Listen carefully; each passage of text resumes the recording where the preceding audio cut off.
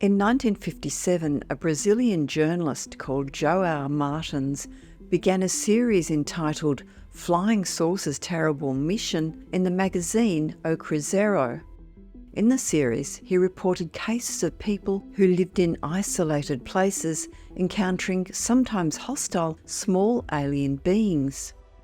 Martins invited his readers to send him accounts of their own experiences. Here are two of the hundreds of responses he received.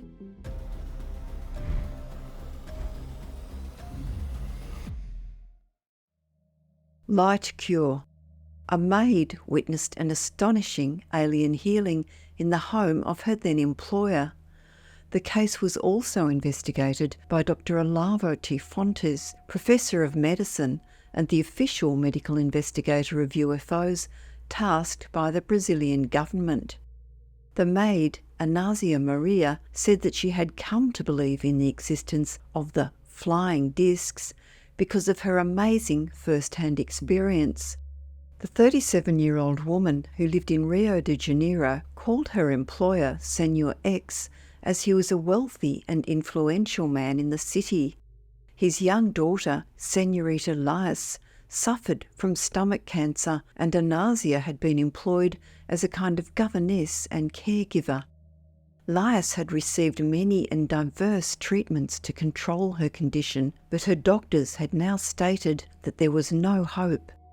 In August 1957, her father sent the whole family to stay at a small farm near Petropolis, hoping that the milder climate would improve her quality of life. However, Lais's condition continued to deteriorate, where she was now unable to eat and needed regular morphine injections to control pain. The family expected her to pass away on the night of October 25th, with the injections now seeming ineffective. Lais's father was singing to her softly when suddenly an intensely bright light appeared to one side and shone directly on the house. Anásia and the whole family were in her bedroom, of which the window was situated exactly on the side of the house from where the light came. The only light in the room was a small lamp at the head of her bed.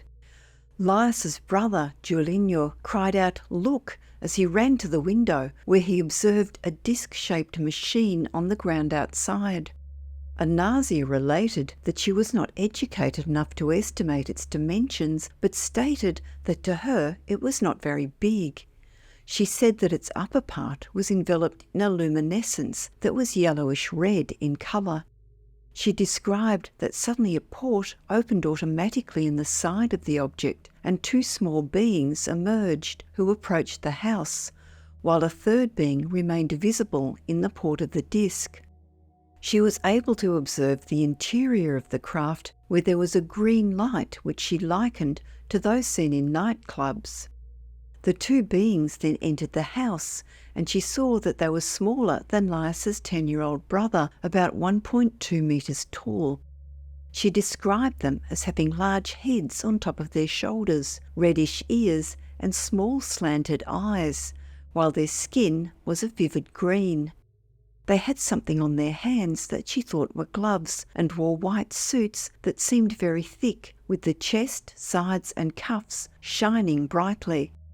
The beings approached Lais, who, in obvious pain but with her eyes wide open, was not understanding what was happening.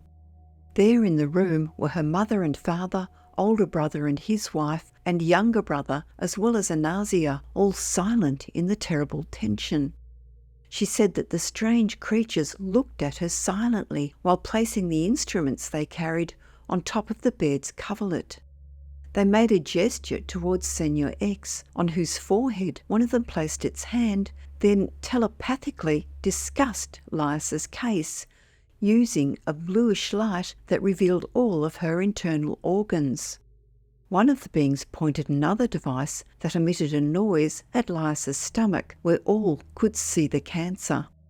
Anásia stated that the operation lasted about half an hour, after which Lais fell asleep. Before leaving, the extraterrestrials again communicated with Senor X, saying that he would have to give her medicine for a month. They gave him a sphere made of a stainless steel-type metal which contained about 30 small white pills. Lias needed to be given one of these pills every day and she would be cured. Anazia wrote that Lias later attended her doctor, who confirmed that her cancer had been cured. She said that although she had left the employ of that family, she had promised to guard the secrecy of the case and the family's identity.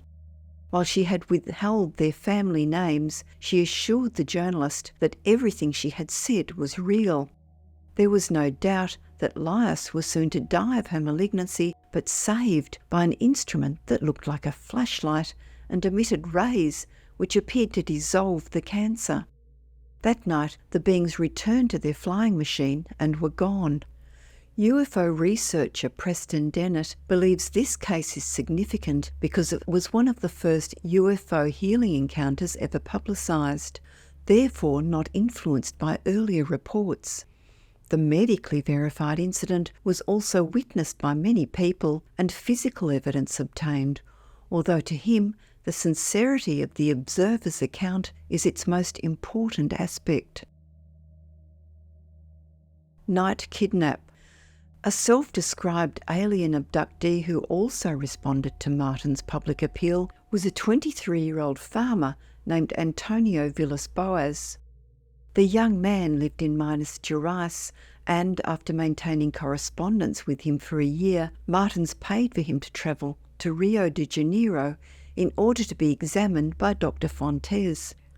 Boas's experience was described thus. Both he and his brother had experienced sightings of unexplained lights and a strange craft around their home, as if surveilling its potential abductee. He was subsequently out ploughing a field one night to avoid the heat of the day when he again spotted the red light of an elongated egg-shaped aerial craft, which this time slowly approached him, extended 3 legs beneath it, and landed in a nearby field. Boas tried to escape, at first on his tractor, which malfunctioned, then by foot. However, it was captured by 4 5-foot-tall humanoid creatures. They dragged him into their craft, where he was stripped naked and covered with a gel, perhaps an antiseptic.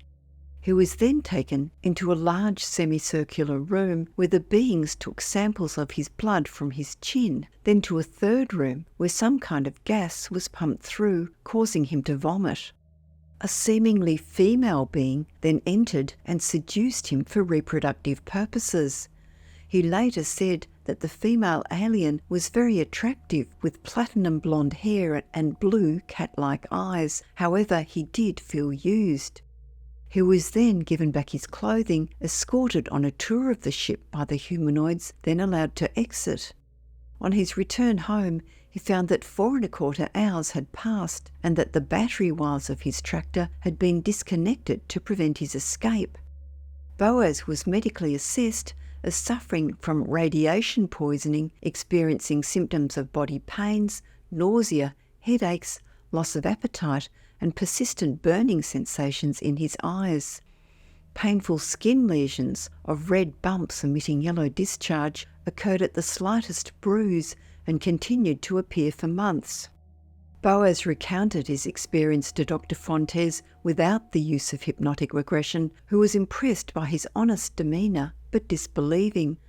A detailed report of the case was sent to the Aerial Phenomena Research Organisation, who also agreed that it was too unbelievable to publish.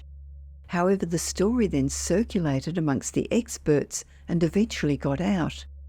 When Walter Buehler of the Brazilian Ufology Research Group, SBEDV, interviewed Boas and reported his account, it aligned with renowned contactee George Adamski's descriptions of aliens and their spacecrafts.